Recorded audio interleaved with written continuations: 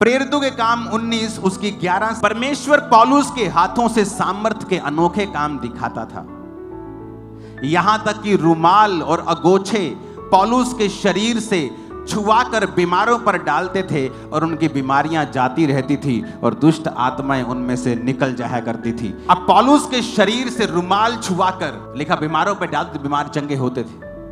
अब रोक लो पवित्र आत्मा को, रोक तुम रोक सकते हो क्या? तुम में इतनी हैसियत है कि पवित्र आत्मा को तुम रोक सकते हो क्या? उसके कामों को रोक सकते हो?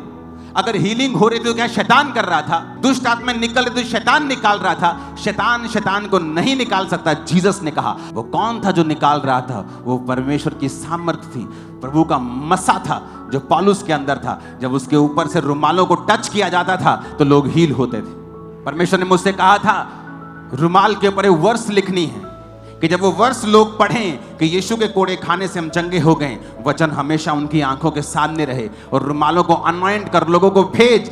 हजारों गवाहियां हैं जब लोगों ने उस रुमाल को बीमारों पर लगाकर, हॉस्पिटल में लगाकर लोगों को छुआ है, वो खड़े हो गए अपने मुर्दा डेथ बेड से। हजारों, एक दो नहीं, हजारों टेस्टिमनीज। ये पुराने नियम की नहीं, ये तुम्हें नए नियम की बातें बता रहा हूं।